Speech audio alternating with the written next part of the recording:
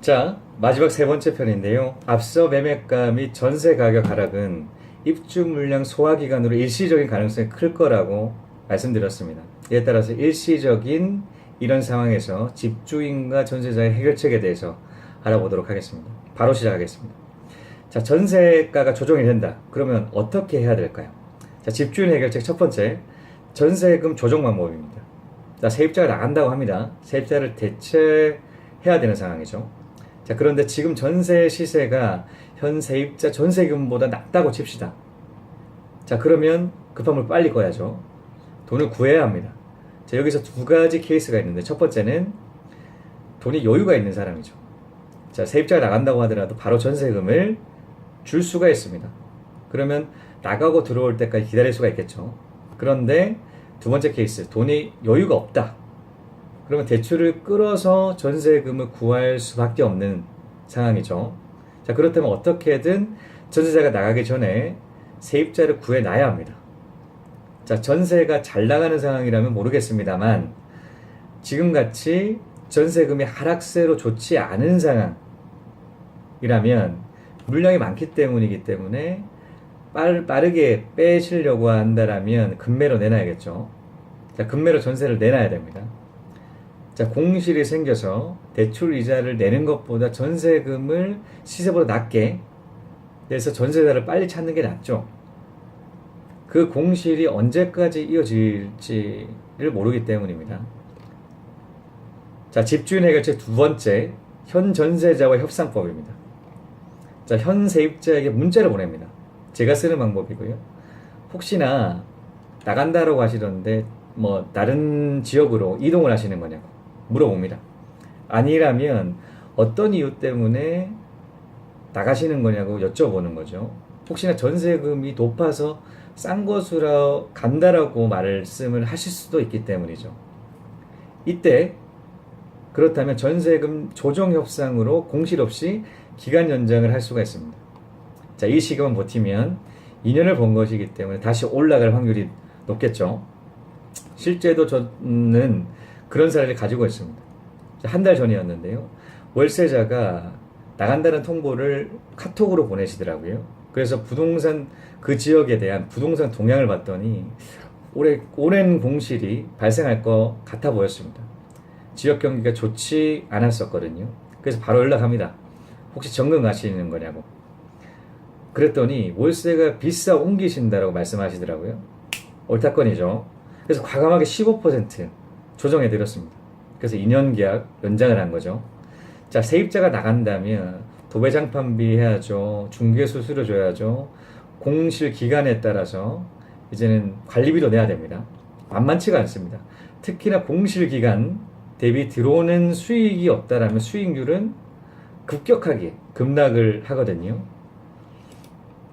자, 집주인 해결책 세 번째, 공인중개사와의 드립니다. 자, 당근책을 써야 합니다.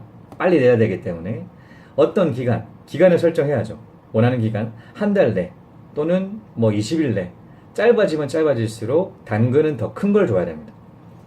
자, 저는 항상 그러거든요. 어떤 기간 내에 전세자를 구해주신다면 20%든 또는 10만 원 더 드리겠습니다 라는 조건을 제시합니다.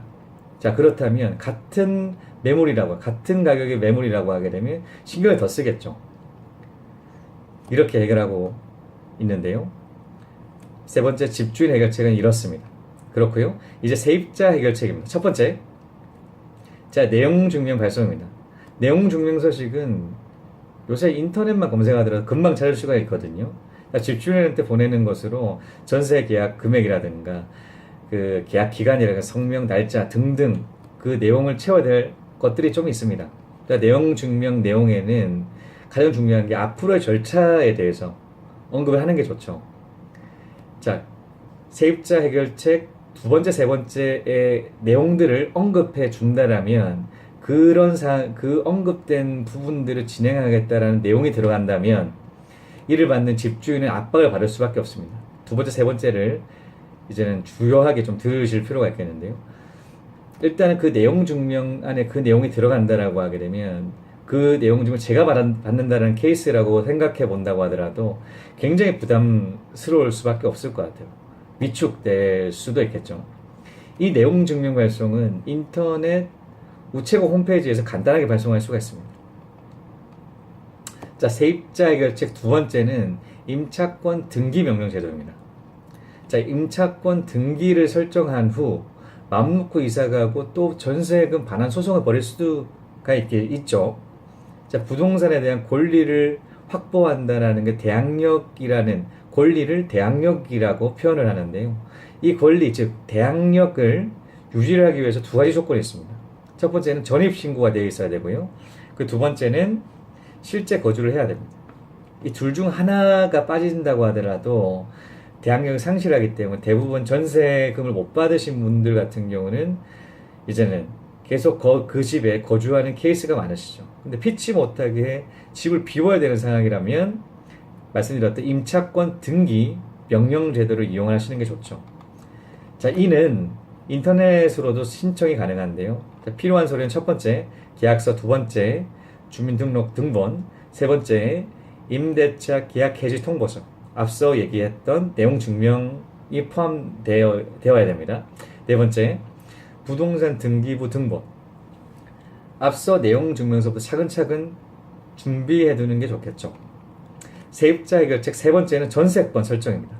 자, 전세권의 가장 큰 장점은 일단 권리, 임대차의 권리를 확보한다는 측면 외적으로도 이제 법원의 판결 없이 경매를 신청할 수 있다는 장점을 가지고 있습니다. 자, 소송을 진행을 하고 판결을 받는 데까지 걸리는 시간은 최소 6개월에서 최대 1년입니다. 굉장히 오랜 시간 동안에 거치고 난 다음에 그 이후에 경매를 신청을 할 수가 있는데요. 그것 없이 바로 다이렉트로, 자, 지정된 기간 내에 전세금을 반환을 하지 못할 시에는 바로 경매를 신청할 수 있다는 점에서 큰 장점을 가지고 있죠. 세입자 해결책 네 번째는 임차보증금 반환 소송입니다. 앞서 말씀드렸듯이 6개월에서 1년 정도. 자, 필요 서류는 거래 계약서, 보증금 거래 내역서, 자, 내용 증명의 자료를 한꺼번에 법원에 소장 제출합니다. 그런데 뭐 긴 기간 동안에 이제는 마음 졸여야 된다는 그 부분에 있어서 좀 단점을 가지고 있죠. 자, 해결책 다섯 번째는 민사조정 제도가 있습니다. 자, 이는 서로 합의를 위한 것으로 결정문이 나와도 합의가 안 된다면 소송으로 진행을 할 수밖에 없는데요. 자, 합의가 안 되어서 민사조정 제도를 이용할 텐데 굳이 자, 결정문이 나와서 합의가 또 안 된다라고 하게 되면 소송으로 간다라고 했을 때 훨씬 기간적으로는 길어지고 그 기간만큼 손해를 보겠죠. 추천드리고 싶지는 않고요. 자, 이렇게 전 재산인데 보증금 떼이는 세입자들, 갭투자 그림자, 기사에 대한 분석을 해보았습니다. 자, 정리를 하면 첫 번째로 갭투자와 주인과 전세자가 겪는 어려움에 대한 기사를 알려드렸고요.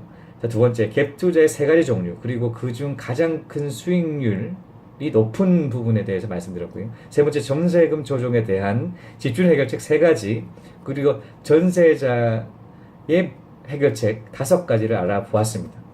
앞으로 집값 하락으로 이런 사례들이 더 많아질 것 같은 예상을 할 수가 있는데요. 미리 해결책을 알고 준비하면 좋지 않겠습니까? 자, 오늘의 주제는 여기까지입니다. 즐겁게 보셨다면 구독 꼭 눌러주시고요. 다음 편에 또 뵙겠습니다.